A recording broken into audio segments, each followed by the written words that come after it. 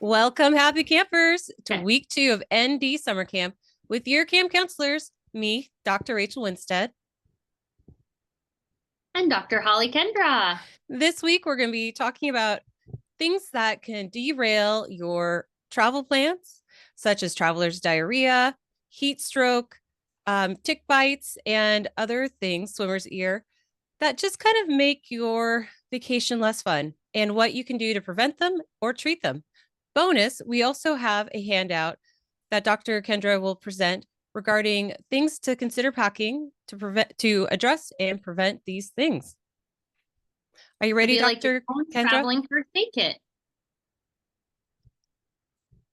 Yep, traveling first aid kit.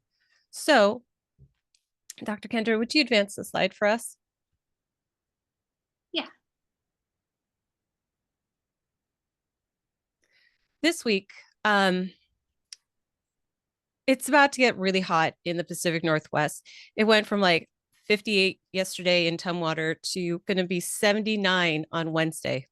That's a huge jump. It's going to be 92 here in Michigan, so we're getting the heat wave too. Yeah, there's a heat wave all over the United States. And, you know, frankly, a lot of us are going to be traveling out of the United States to places that are warm, sunny, maybe into the tropics.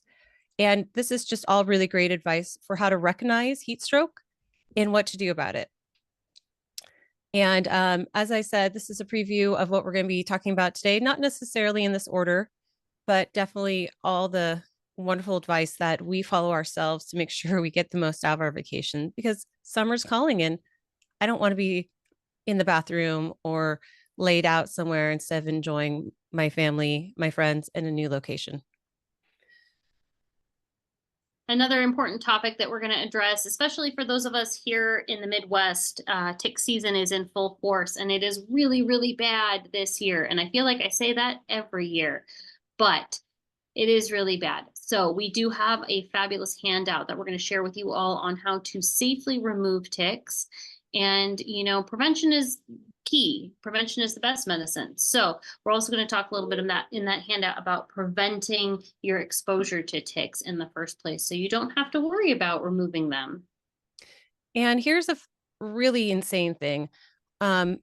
Many people who have Lyme disease, which is a disease that's acquired by tick bites, don't recall having that classic bullseye rash. They might recall having a rash that is kind of diffuse and red, or don't recall at all ever having a rash. So it's really important to check yourself for tick bites. I've diagnosed countless patients with Lyme disease, and it's always been after a long struggle. They've seen so many providers, and this, if we can prevent it, that's the best possible option. Definitely. A couple other things that we're going to talk about this week is swimmer's ear. I know that Dr. Rachel has some recent exposure to dealing with swimmer's ear, so we thought that that was an important one to bring up. Absolutely. My younger sister has started to do swimming in the sound, and also has a fondness for clean ears. And between the use of Q-tips and repeated exposure to the salt water, ended up developing swimmer's ear. It is not comfortable, but it can be prevented, and we'll give you the options, a lot of different great over-the-counter options, so that you don't have to have this painful rash, and you can just either treat it really quickly or prevent it altogether. And then traveling to new places, drinking the water, eating food that's prepared in that water can absolutely cause tummy upset. We're going to be talking about a few things that you can consume naturally in the course of your day that help give you a lot of really good supportive digestive health, a lot of probiotic, a lot of fermented foods, things that can help you not end up with traveler's diarrhea, which isn't usually life-threatening, but is super, super uncomfortable and can really affect a lot of members in your travel party. Mm-hmm. All right, let's get your overall good time on your trip. You don't want to be laid up on your trip having diarrhea. So Nope. And it can affect people of all ages. Mhm. One of my cousins talks about going to Mexico with her young family at the time. And this is, almost 20 years ago. Ended up with her 3-year-old going from having really cute, chubby cheeks to being super lean because he just had traveler's diarrhea the whole trip. And, Aw. almost 20 years ago, this story is from, but I still remember it to this day how this cute, chubby cheek little cherub ended up just being a super lean toddler, young child. And it just happens like that, just because of the water. All right, let's get started, campers. All right.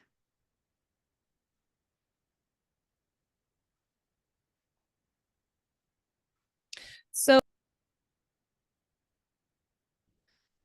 okay, campers. So we mentioned that the heat is coming. It's going to be almost 80 just in a few in on Wednesday of this week, and in the 90s where Dr. Holly is. And a lot of us are not acclimated to the heat yet. At least we aren't in the Pacific Northwest. And heat stroke is a real serious problem. Um, and it's not just in consideration for vacation. It's if you're starting a new job outside. Some people start construction work and they're out in the heat. So don't just think that this applies to your vacation. If you know someone who's a day laborer or who's out in construction, please consider passing along this information. It could save lives. Anyway, heat stroke is a medical emergency, and it's not just being a little hot or tired. It is extremely dangerous if it's left unaddressed. So don't try to push yourself. Don't try to tough it out because it um, is essentially when you get so hot that your body can no longer regulate its temperature. It overrides all these different systems that are autonomic, meaning they just go automatically. And it's kind of a combination between being too hot and being dehydrated. And as a result, the body temperature, the core temperature just goes up and up and up and up, and your body isn't able to cool itself off in the natural ways it does. And I do want to also mention that heat stroke has the possibility of damaging your brain and damaging your internal organs, and it can lead to death. So, again, ensuring that we give you the best information possible and that you are able to help share it to anyone who needs it, please pay attention to this particular presentation. I also want to mention that when it gets hot, the Pacific Northwest, traditionally, the homes haven't needed to have air conditioning. And check on your elderly neighbors. Check on your neighbors who have young kids if you haven't seen them out playing in the yard. Just check on the people in your life. Even if you're not on vacation, it's really important to make sure that vulnerable populations are checked on for heat stroke. So heat stroke can happen with vigorous outside activity or even in the house if people are dehydrated and it just gets hot. And I just want to say it got really hot last year. It got so hot last year in my house that our refrigerator, one of the rubber seals actually softened enough that the fan motor walked itself out of place. And Oh my that's hot. goodness. And I was like, Wow. what? And the That is- technician who came to fix it, and thank God we were able to fix it. I didn't want to buy a new refrigerator last year. Said it was because the temperature in our kitchen was over 90 degrees many days in a row. So this Oh happens. no. It even happens to technology. Yeah. So yes, it gets hot in the Pacific Northwest. I know that might be shocking to some people who are not from this particular corner of the United States, but it does. Okay.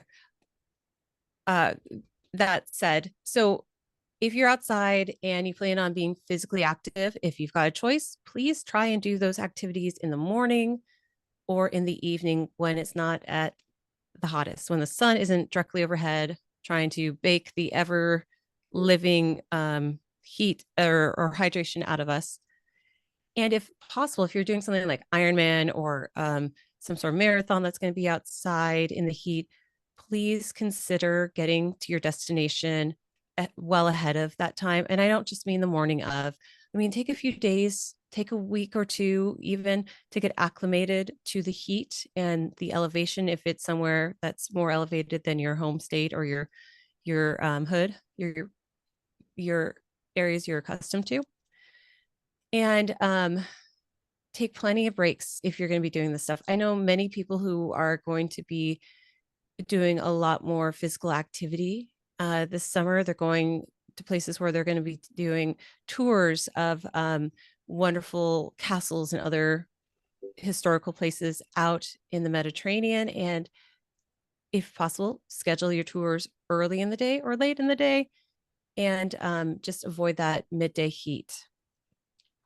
Also, take time to find the shady areas. If you're going to go to the lake, find a shady tree, bring some parasols, or set up a shade tent.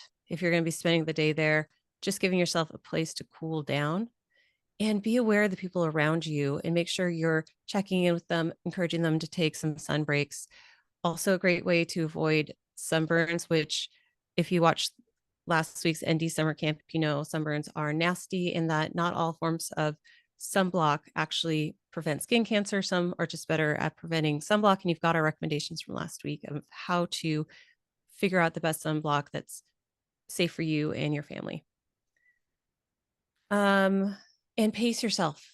I know that it seems like we only have a precious amount of time for vacation, but you don't have to stuff everything in that particular vacation, especially if it's outside.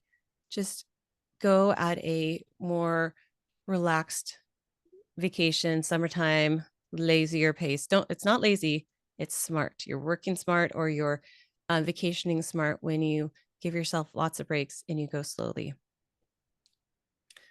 If you find that you're doing something outside and you start to have your heart feel like it's pounding in your chest, if you start to feel like, you're doing yard work, or you're out for a walk and you're gasping for air, or you feel nauseous, that is a sign that you are starting to get heat stroke. Ways to prevent that are to stay hydrated.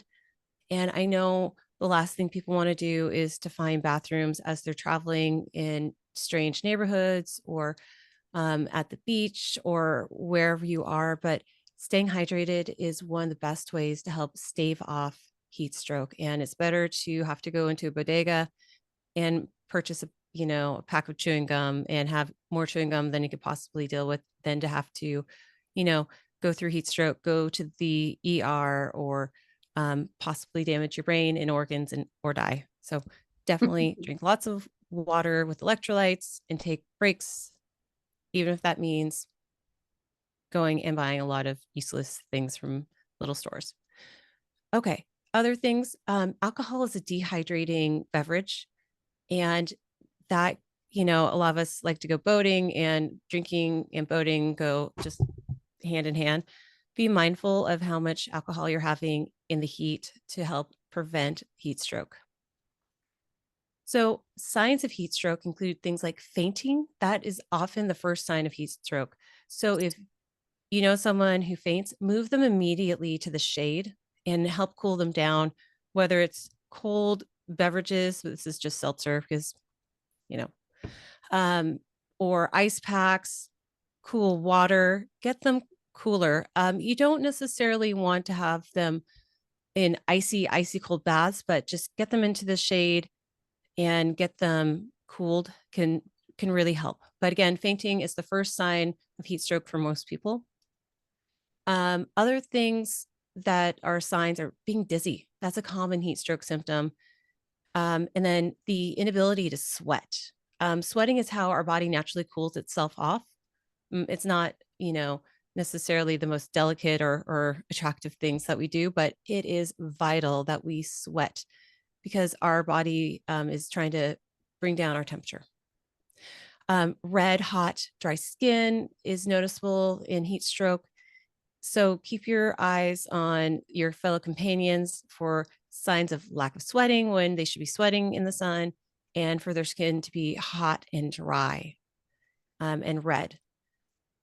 Again, I already mentioned this, but rapid heartbeat or rapid breathing, maybe even hyperventilation is a sign of heat stroke. And confusion and disorientation. So if you're talking to someone and what they're saying doesn't make sense when they usually are very um, fluent and a good conversationalist, that can also be a sign of heat stroke. Vomiting with dehydration and heat stroke is very common, and definitely keep people hydrated. Maybe they've got traveler's diarrhea and they're prone to dehydration, which then leads them to increased risk for heat stroke. So just be mindful, and also tune into the traveler's diarrhea um, section of this ND summer camp just to know what foods to incorporate to help stave off some of that traveler's diarrhea. And then I don't usually travel, at least I didn't before I had kids, travel with the thermometer, but temperatures of 104 or higher can be very dangerous. And so if you happen to have a thermometer with you, check people's body temperatures. 104 or higher, really, that person is likely suffering with heat stroke and should get help right away. Okay, so if you've noticed your companion has heat stroke or you think you have heat stroke, get help. Like I said, heat stroke, if you leave it unaddressed, can lead to brain damage and organ failure and death. So get help, call 911 or the emergency services wherever you are. Move to the shade or move that person to shade and as cool an area as possible. Remove extra layers of clothing. Just strip down.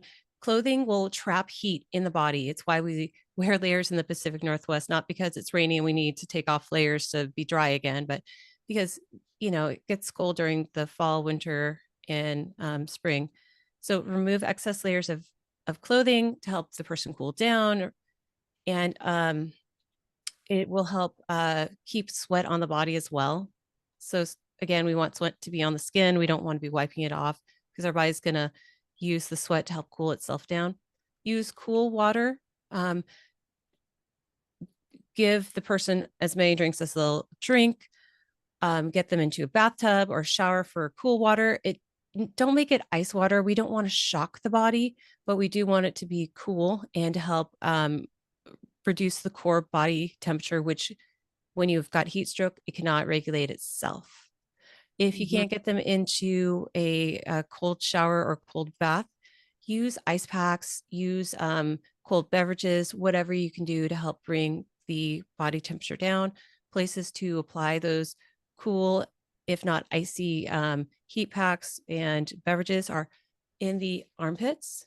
We've got lots of blood that flows through here and in the groin area. You could put it definitely other places like behind the neck, on top of the feet, but armpits and groin area are the two places that we definitely see the most benefit when trying to cool down the body quickly for someone who's in heat stroke.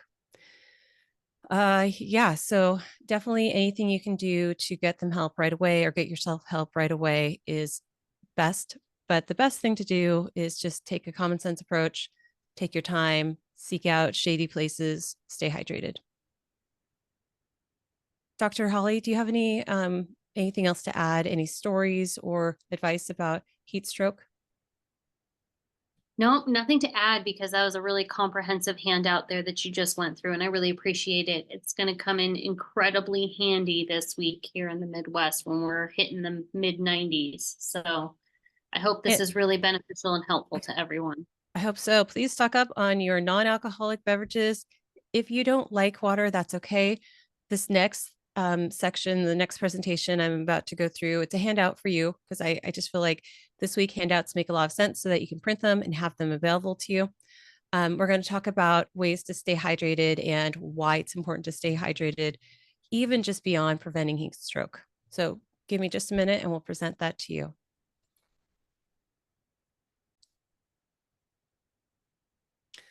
Okay, campers. So we just went through the signs of heat stroke and kind of common sense approaches to prevent it and what to do if someone, either yourself or someone you know, gets heat stroke. And part of why people get heat stroke is heat plus dehydration. Obviously, you can do common things. You can do some common sense things like avoid excessive amounts of dehydration by means of drinking lots of alcohol when you're sitting in the sun. But let's talk about what adequate hydration means. Because, I'm not going to tell someone not to enjoy some cocktails after doing a bunch of yard work, which would predispose them to um, heat stroke, but adequate hydration before you start enjoying some cocktails or beer is a great idea. And adequate hydration really is vital for good health, regardless of the season of the year. And for most of us, we don't drink enough water. So you're also going to be encouraged to go through the little exercise that's in this handout to figure out how much water you need. And then maybe consider bumping it up a little if you're, outside at the beach or in the sun a lot on any particular day. And most of us are really at risk for dehydration. I know a lot of folks are doing, Ozempic and Wegovy and Mounjaros and Zepbound, these medications that are used to help address, diabetes and obesity. Awesome tools, but they also interfere with the signal to eat food and to drink water because they're systemic. So folks who are on those medications, I highly encourage you just to set a timer or a reminder on your phone to drink more water because your body's getting even less dehydration cues than usual. And there's nothing wrong with that as long as you're aware of it. Okay, so our bodies are 60% water by weight. So if you weigh yourself, 60% of that weight is water. So we really do need water, and we lose it every second of the day through breathing, through sweating, through peeing, through pooping. This is how our body loses water. So we are constantly having to replenish it. And we're not like sponges. We can't just soak in the pool or in our bathtub or shower and be fine. We have to get that water through either drinking beverages that are hydrating or eating fruits and vegetables. And yes, fruit is usually more hydrating than vegetables, but I still am a fan of vegetables because they've got vitamins and minerals with the vegetables. Just a little side note. But definitely fruit during the summer is great. And watermelon, all those cucumber, those wonderful juicy fruits are fantastic for rehydrating. But I digress. We also really just rely on adequate hydration on water for a whole bunch of systems in our body. It helps us regulate our body temperature. Remember, we just talked about heat stroke, and we said heat stroke was the inability to regulate our body temperature, and that commonly heat stroke was heat plus dehydration. Yeah, so we need that water to help us regulate our body temperature. It helps keep our mucosal membranes hydrated, so our eyes, our nose, our mouth. And not only are these things that are uncomfortable when they're dried out, they're also really important barriers to help prevent the outside world from causing damage to our body or giving us viruses and other types of infections. So it's really important that these parts of our body are adequately hydrated so that they can do their job of preventing illness. It helps us lubricate our joints so that we don't have stiffness when we get up or have increased pain from maybe just overactivity or wear and tear injuries. Someone who already is struggling with arthritis, if you're dehydrated, your arthritis pain gets worse. So joints being able to move and be lubricated is improved with adequate hydration. And then we use water to hydrate our stool so that we don't get constipated. And I don't know about you, but when I'm constipated, I'm cranky. My kids are almost never constipated, but I know many people who struggle with constipation, and it is awful. We all feel just really awful about that. And then our kidneys and our liver are two major organs that get rid of either toxins that we see in our environment or that we make, just the fact of living. And they need water to help dilute and remove those toxins from our body. Very important. And then increasing the availability of minerals and other nutrients to move through our body is aided by having water. So it dissolves the minerals and then can move within our cells and within our body to get to the places where they need to be. Yeah, and being adequately hydrated also helps carry oxygen to cells, and we need oxygen for life. The typical adult needs between 2.5 and 3 liters of water. That's about 9 to 13 cups. And if you sweat, you need more. And this is just kind of a general guideline. If you're eating more fruit, you probably need less water, but definitely pay attention to your thirst. And sometimes people are hungry when they are actually thirsty, or they think they're hungry and they're really thirsty. Our bodies have lost the ability to distinguish between hunger pains and thirst pains. Bodies are weird. So I generally ask my kids, are you craving? Are you hungry? And how much water have you had when I know they've had a good meal recently or a good snack, so that they can kind of start to cue into, did I not have any water today? Or am I just craving? Always a good thing to ask, not in a judgmental way, just as a clue in, because humans are so bad at telling hydration needs from hunger needs. And then the way I learned it in school for how much water we should be drinking was about half your body weight in ounces plus 8 ounces of water for every vice. And a vice is something like an alcoholic beverage, a caffeinated beverage, or an like hour of sweating, outside or at the gym. So you're going to need more water to replenish that water loss. And, even if you're not sweating, if you're like having to, work a little harder to breathe because you're maybe speed walking or doing aerobics or jumping on a trampoline, um, you're losing water through the increased respiratory rate. I have this example of someone who's 150, and yes, this is a real person who I was helping figure out how much water to drink. They're 150 pounds and they drink 1 cup of coffee in the morning, no alcohol, and they do a spin class a couple times a week. So we helped this actually a guy figure out how much they needed for hydration every day. 150 pounds divided by 2 is 75 ounces. So that's their baseline. And then for every vice, which is the 8 ounces of coffee that they got, and the spin class, that's 8 and 8. So they needed 91 ounces of water every day. They ended up not drinking 91 ounces of water every day because they also had a diet that had lots of fruit in it, a fruit smoothie. And they also, I believe, used herbal teas. So those count towards your hydration, the fruit and the herbal teas. I have a little space here on the sheet where you can go ahead and walk yourself through how much you need for hydration as kind of a baseline. And then if you don't like water, I get it. I talk to so many people. The quality of water, the taste of water isn't equal everywhere. I remember traveling through Denmark and Germany and being like, oh, this water is disgusting. It tasted like someone had taken water and then added a little bit of milk to it. Too much calcium in it. Didn't love it. I get it. Anyway, for those folks who don't like water, consider sparkling water. I've got some right here. It's delicious. If you don't like sparkling water, consider adding electrolyte stuff like Noon, Liquid IV, Recharge, water enhancers. Stir is a local small business in the Pacific Northwest. STUR. I see it in stores. I see it on Amazon. They're stevia sweetened.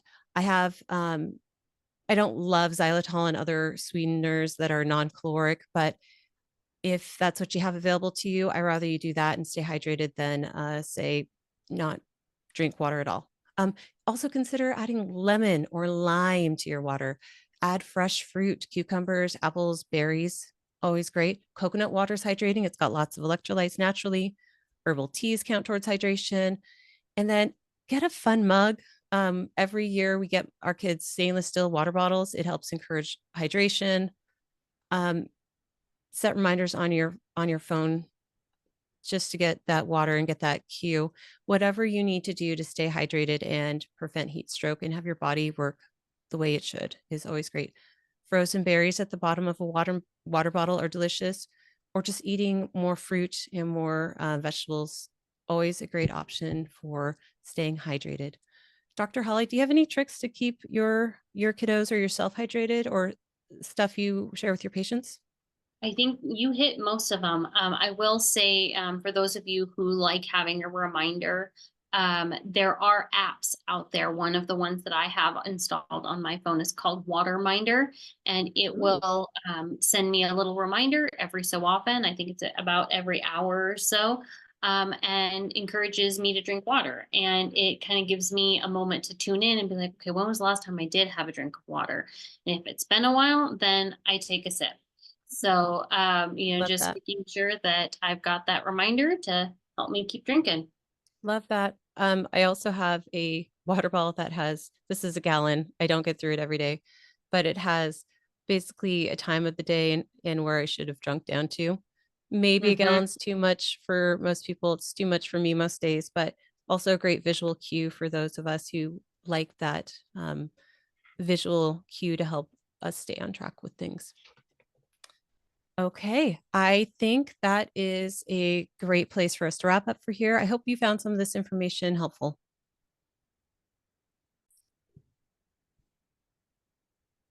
Okay, campers, thank you for sticking around to talk about swimmer's ear, also called otitis externa. And it is a common complaint for folks who swim in the sound or swim in the pool. It's not comfortable. It is actually an infection or a irritation of the external part of the ear canal that can be usually treated pretty quickly at home when it's just beginning, but could also require prompt medical attention at urgent care or with your physician because there are antibiotic eardrops and there are topical eardrops and creams that can help reduce the rash and also fight the infection directly.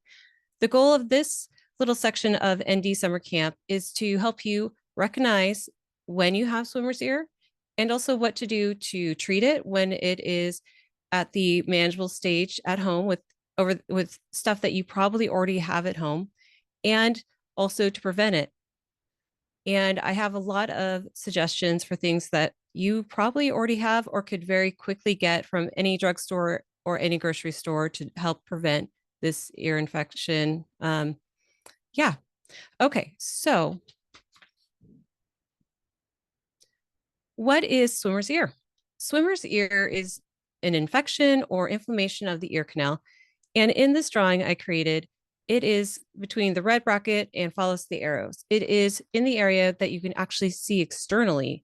And it is also called otitis externa because it doesn't go through the tympanic membrane, that membrane that kind of helps separate the outside world from the inside world, and the vibrations from sound are translated into sound and words that our brain then uses to go about and operate in this world. So it's called swimmer's ear, this otitis externa, or ear infection, ear inflammation of the external part of the ear, because it occurs when water stays in the ear canal and the bacteria or fungus that are in that water cause infection and inflammation. And it can happen after swimming in a pool, a lake, a river, the ocean, such as the Puget Sound. And it's because this ear canal is the perfect area for infections to grow. It's warm, it is hydrated, it's moist. I hate that word, but I'm going to use it here because it's the right word. And that causes the perfect environment for infections to grow. So often people get this swimmer's ear infection because they're overly aggressive with cleaning out earwax. And earwax has a slight acidic pH and that fights infections. It's not a great place for infections like bacteria and funguses to grow. And often when people are overly aggressive with cleaning their ear canals with Q-tips, it causes micro scratches and those scratch and also removes the earwax. And that's what leads to this vulnerable situation of swimmer's ear.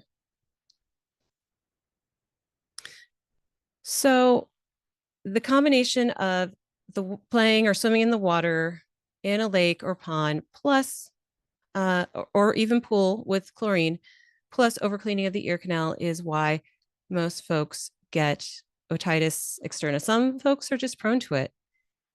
Sometimes it's also one of those situations where people who have skin allergies and eczema are also prone to getting more infections in the skin that's affected.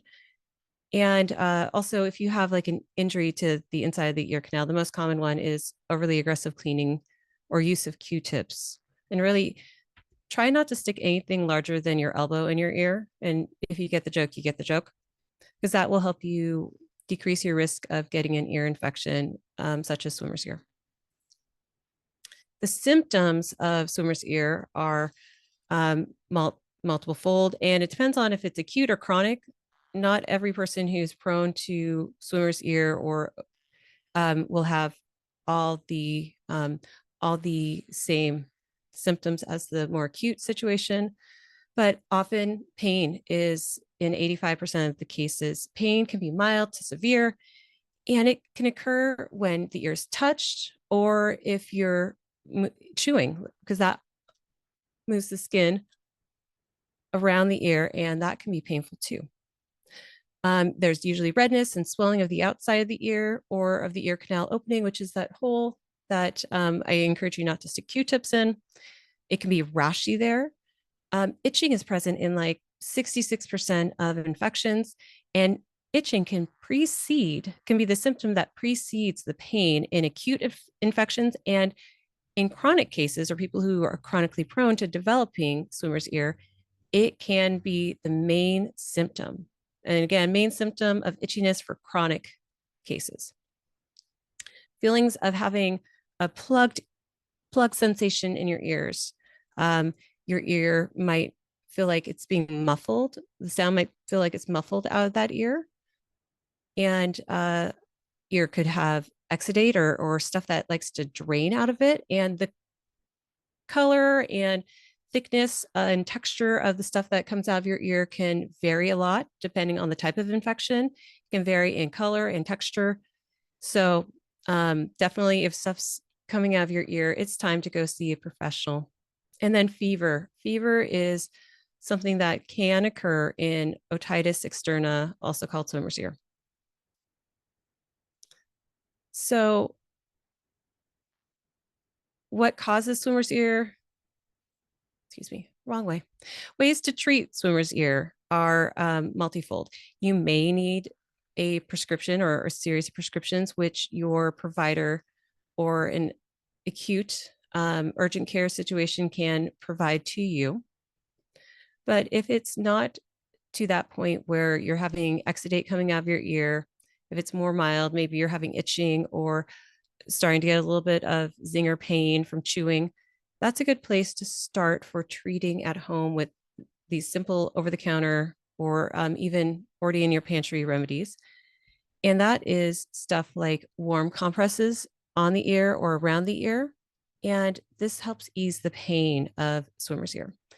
To use a warm compress, I do recommend using a clean washcloth every day. So go ahead and fold the washcloth into like quarters and make it comfortably warm, but not boiling hot. We don't want to hurt or injure anyone. And wring out the excess water and place over or around the ear. Hold for 10 to 15 minutes. And you're going to do multiple sessions of 10 to 15 minutes with the washcloth, warm washcloth over the ear. And I do want to say you're going to have to warm that washcloth up a few times over that 10 to 15 minute session. If you're worried about the water and moisture getting into the ear, I recommend putting that warm washcloth into a sandwich bag and then holding it up to the ear. Okay. Other things to do to help address swimmer's ear is pain relief. Use an over-the-counter pain relief, such as an NSAID, like ibuprofen. You could use acetaminophen, Tylenol. And again, I'm going to remind you, please do not use aspirin in people who are 16, ideally 20 years and younger. Don't use it. Just say that's the age in which it's just a drug that we don't even know about, because in a small number of cases, it can lead to a deadly complication called Reye's syndrome. So don't do it. Just stick with NSAIDs and Tylenol if possible. And then I also recommend not returning to swimming for 7 to 10 days after you treat this infection. So just, you can maybe swim if you don't submerge your head, but just no submerging your head where water could get into your ear. There is kind of a exception for competitive swimmers. Competitive swimmers can return to swimming, they say, 3 days after the pain resolves in their ear from the swimmer's ear. And also consider wearing earplugs. Those waxy silicone earplugs are the perfect earplugs to wear to help keep water out of your ear canal. If you're getting the foam ones, which are awesome for blocking out noise, they will suck up the water and keep that water from whatever place you're swimming in the ear and actually make you more prone to infection. So please don't do that. And yeah, the silicone ones work great. You can get them in the health and beauty section of almost any store, drugstore, grocery store. Just look at the health and beauty section where you'd find, other ear plugs and contact lens solution, that sort of section. Ideally, prevention would be the best approach for addressing swimmer's ear. I mean, it just takes a few minutes to do and is easy to incorporate. If you are done swimming, you can definitely drain water more efficiently out of your ear by putting your ear sideways and pulling on the top of the ear and holding it for, a few seconds to let water drain out. Also, after you've dried your hair, take your hair dryer or take a hair dryer and put it on the low heat setting or the even cool heat setting and on the lowest pressure possible. So if it's got a low, medium, and high, just go on the low setting and gently, a good distance from your ear, but enough so that you feel the airflow, waft it around in the direction of your ear canal so that the water has a chance to evaporate. Again, you don't have to do this. It's just a recommendation. One or any of these things can help decrease your risk of developing an ear infection called swimmer's ear. Wear earplugs in the first place. Use those silicone-based earplugs that help prevent, or that I suggested using for folks who were treating or had recently gotten over otitis externa. Yeah, wear it when swimming. The soft ones are the best ones. Rinse your ears with a 3% hydrogen peroxide solution or carbamide peroxidase solution. And the most common one I see is Debrox. And just a couple drops in your ears after swimming helps water evaporate more quickly. Plus, the hydrogen peroxide is antimicrobial. But the 3%, and I just say, go get the Debrox. It's already the right thing. You don't have to worry about it. And then useful things to have is like eardrops, ear oil. There's lots of brands. Ear Oil Relief from Now brand is great. Ear Relief from Similicin brand. It's that homeopathic brand you'll see a lot of places. Naturebiotics Incorporated has eardrops. Right? Do you see a theme? Ear is in the name. Garlic mullein oil that Dr. Holly is going to mention in one of our segments is fantastic. And then swim ear or ear drying aid. It's everywhere. It either is called swim ear, which is a specific brand, or it's called ear drying aid. And again, it's just something that helps that extra water that's in the ear canal post swimming dry quickly so that infections don't take root. And then in just a moment, I'm going to, here it is. I'm going to tell you about onion earmuffs, which are actually something that helps treat infections. And it is something most people have at home already. It's just a raw onion. And yes, don't use a partial onion or grated onion. Just get a big onion, slice it in half, and warm it up. You can bake it, you can microwave it, you can steam it. Doesn't matter. You just want it nice and hot. Then you're going to wrap it in a thin towel. I prefer cotton whenever possible, cotton or muslin.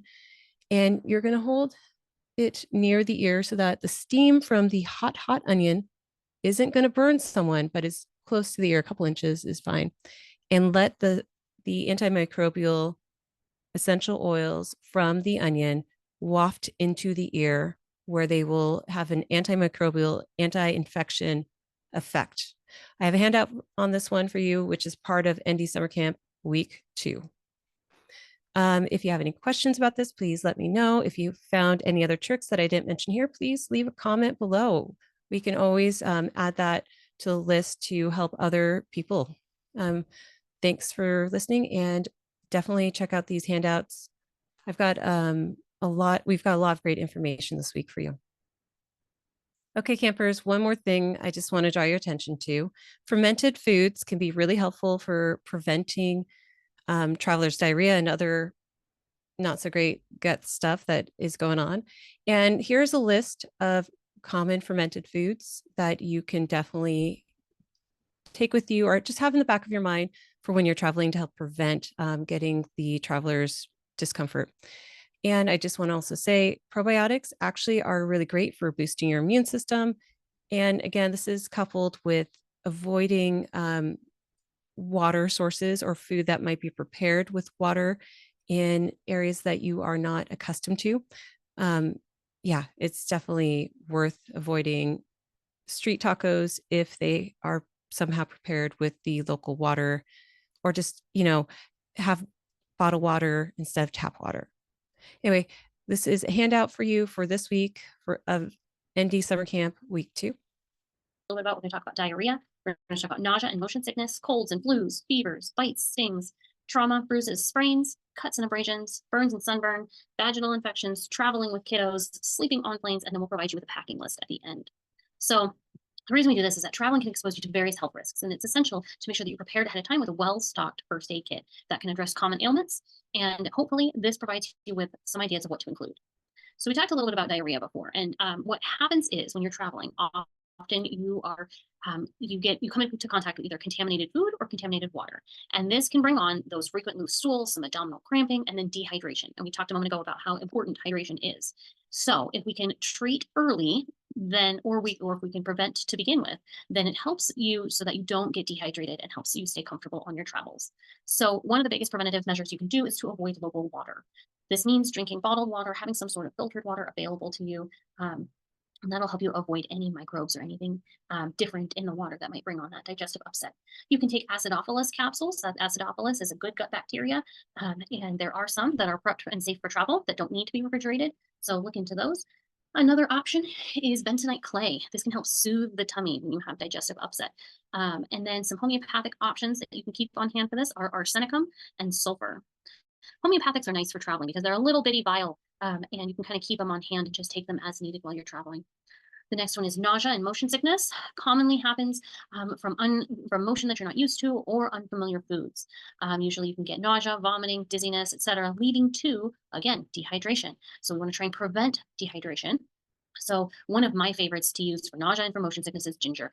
There are capsules that you can take. There are ginger chews that you can chew on, or ginger tea that you can sip on. All are great options.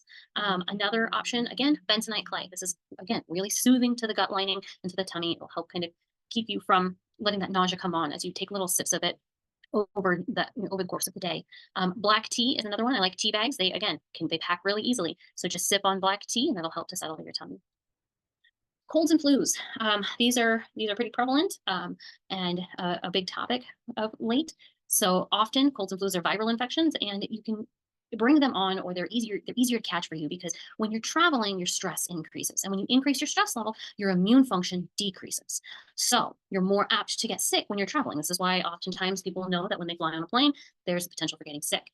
It's because you're stressed out as you go through the airport and security, and you're crammed into the little tube flying thousands of feet in the air. It's very stressful. So your immune system just tanks when you travel oftentimes. So you end up with cough, fever, sore throat, body aches, all those different symptoms of colds and flus. And so one of the best things to do is to help boost your immune system, support that immune function before you travel. So before you travel, start increasing your consumption of antibiotics and antimicrobial things, whether that's echinacea or vitamin C supplements. Golden seal is a lovely herb that is really immune supportive.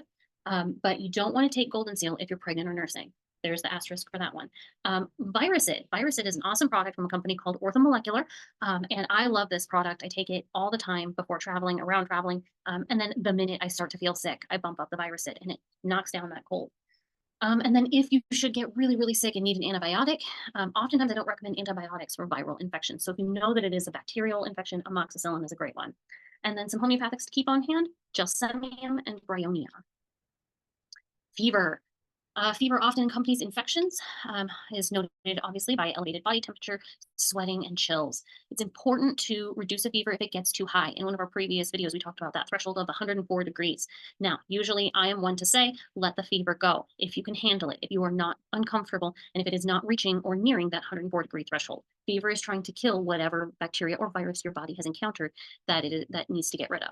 So if you start to near that threshold, that's when you want to jump in. You can take ibuprofen to help reduce the fever. You want to make sure if you are letting that fever ride, stay hydrated. We don't want to get dehydrated while we're letting that fever rage.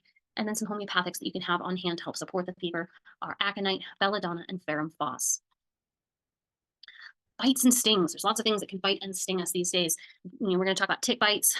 There's bee stings, etc. Mosquitoes. So bites and stings happen a lot. So oftentimes at the site of the bite or sting, you can run into redness, swelling, itching, or even an allergic reaction. So the importance of treatment is you're going to help reduce that discomfort and then prevent any further infection.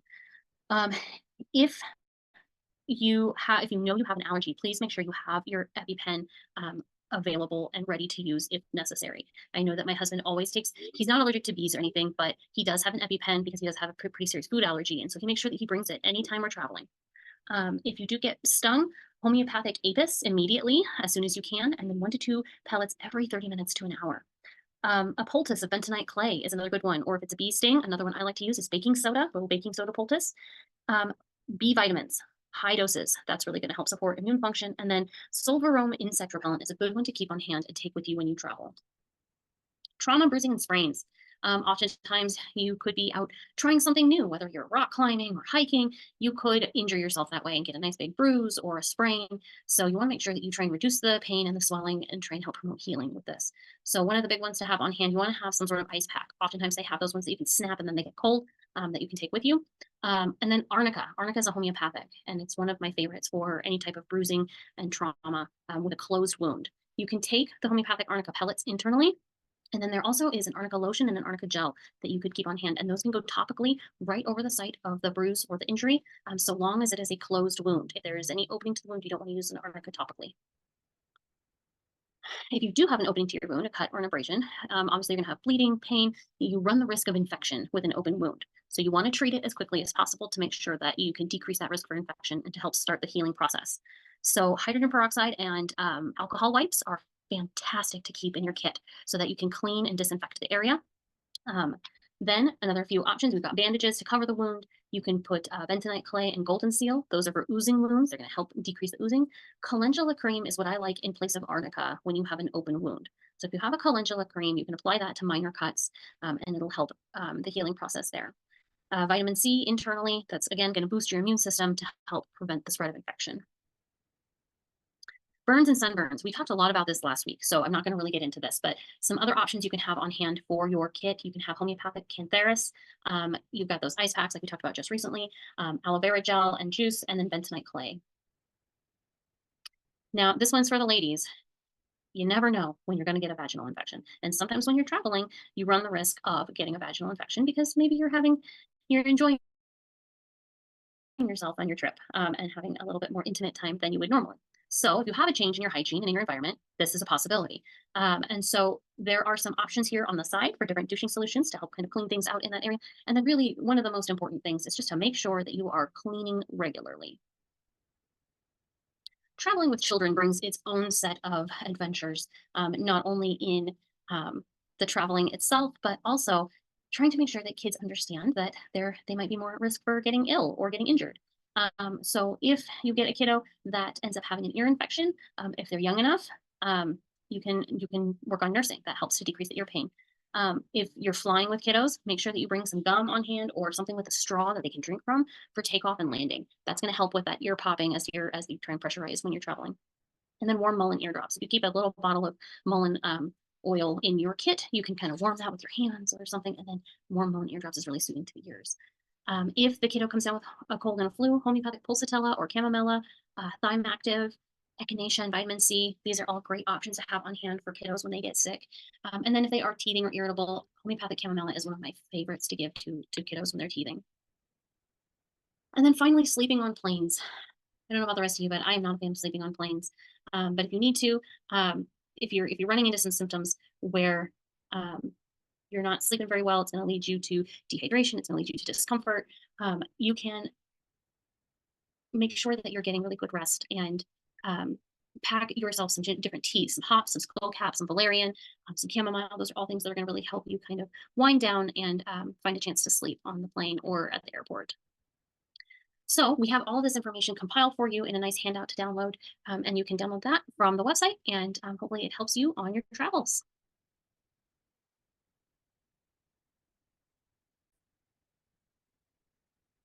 Hello, campers. Dr. Kendra here. I want to talk a little bit about tick safety. Now, here in the Midwest, we are having a raging tick season. So I feel like this is a really important piece of information to pass on to you. Now, we know that ticks can transmit various diseases, including Lyme disease and Rocky Mountain spotted fever, but there are others out there. So we want to make sure that we're taking the proper precautions and we promptly remove any ticks that we might find to try and keep us as safe and as healthy as we can. So in order to prevent tick bites, because we know that prevention is the best medicine, the first thing we want to do is we want to avoid tick infested areas. Stay on well-maintained trails and avoid any tall grasses, bushes, or wooded areas, especially during those peak tick seasons, which are the spring through the fall. And so I know that there are some trails here in West Michigan that are actually clearly marked, and they do say that ticks are prevalent in this area. So make sure you stay on the trail. So please adhere to the signage when you see that. Make sure you're wearing protective clothing. Wear long sleeves, long pants, closed-toed shoes. If you're going to be in an area out on a trail or something, you can tuck your pants into your socks and your shirts into your pants. That way you can help prevent the ticks from actually reaching your skin. And then if you choose light colored clothing, like whites or grays, that'll help you spot the tick more easily. You can use tick repellents. There are insect repellents out there with 20 to 30% DEET in them that will help to repel ticks. There are also some really good natural options out there. They have different herbal essential oils in there, like eucalyptus and tea tree that ticks really don't like to be around. And then you can also use permethrin treated clothing and gear for additional protection. And these are recommendations if you are going into really highly tick infested areas. And then finally, when you come out of any trail walking or anything like that, perform a quick tick check. Check your body, check your clothing, check your shoes. If you've got pets, check them, check their ears especially. Ticks like to hang out in their ears. You can see that here. Pay special attention to areas like the scalp, behind the ears, the underarms, the groin, and behind the knees. Ticks like to hide. So if you have a yard and you want to try and keep the ticks out of your yard, a few things you can do. Keep your grass short. Keep it mowed regularly. That'll reduce optimal habitat for ticks. Remove any leaf litter and any brush. They like to hang out in those tall grasses and the leaf piles. So keep your lawn neat and tidy. Create a tick-free zone. So using wood chips or gravel, something that ticks don't like to walk over, that creates a barrier between your lawn and different wooded areas. And then there are tick control products that you can use on your yard, acaricides and nematode preventers as well. That'll help to keep your yard nice and free from ticks. All right, so what happens if you find a tick on you? I had this happen not too long ago. A woman came in. I was a guest at a friend's naturopathic open house, and a woman came in and had a tick in her earlobe, and so we needed to remove the tick. So if you have fine tip tweezers on hand, make sure you keep those in your first aid kit. You want to grasp the tick as close to the skin surface as possible, and then use steady, even pressure on pulling the tick out. You don't want to twist, you don't want to jerk, you don't want to yank. Just slow, steady, even pressure, pulling the tick out of the skin. Once you get the tick out, dispose of it. You can submerge it in alcohol, you can place it in a sealed bag or container, or you can flush it down the toilet. I always recommend holding on to the tick. There are centers that will test the tick and see if they are carrying any of the diseases. So finding that sealed bag or container is a really great way to submit the tick for testing. Make sure you clean the area really, really well. You can use rubbing alcohol, you can use iodine scrub, soap and water, clean the area, and then monitor the bite. Watch the area for any signs of infection or rash. As Dr. Rachel said, it may not present with a bullseye rash, but you could get an entirely different rash. So keep an eye on the skin in the area where the tick was embedded and see if anything changes. And if you do develop any symptoms such as fever, fatigue, or rash, notify a health professional. Some common mistakes that people use when they're trying to remove ticks, they think that using hot matches or heat is going to help the tick back itself out naturally. It's not going to happen. And you may end up burning yourself or the other person in the process. So don't use heat and don't use nail polish or petroleum jelly thinking that those are going to smother the tick. What it's going to do actually is it's going to make the tick want to burrow in deeper. So don't use heat and don't use nail polish or petroleum jelly. Just grab as close to the skin as possible with those fine tip tweezers and then steady even pressure. There are some supportive botanicals and homeopathics that you can use if you should find yourself tangled with a tick. Andrographis is known for its immune boosting anti-inflammatory properties, and it can support response to tick-borne illness. Cat's claw, also anti-inflammatory and immune supportive. Japanese knotweed contains resveratrol, which is an antioxidant And it also has anti-inflammatory properties. And then finally, astragalus is another really good one that supports the immune system and helps strengthen the body's defenses against infection. Some homeopathics to have on hand, you can keep these in your first aid kit. Ledum, homeopathic ledum, often used for puncture wounds, including insect and tick bites. So you apply that right after or take it internally right after. It could really help. Hypericum, used for nerve pain and injuries. If there is any nerve involvement after the tick bite, this is a really good one. Apis is really well used for bites and stings with swelling, redness, and itching. And so you could utilize this one if any of that is present. And then finally, arnica, which is commonly used for bruising and inflammation. So this could help decrease any trauma and inflammation into that area. So hopefully this was helpful to you all, and it helps you learn how to interact in a tick-filled area in a safe way.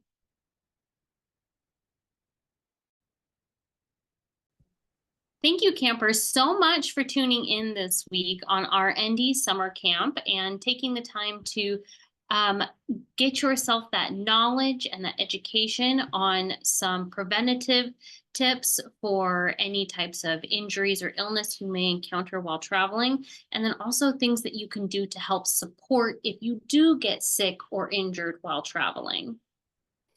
If you have any questions or would like more information about working with either Counselor Holly or myself, please reach out. We'll have our resources and how to contact us at the bottom of this video.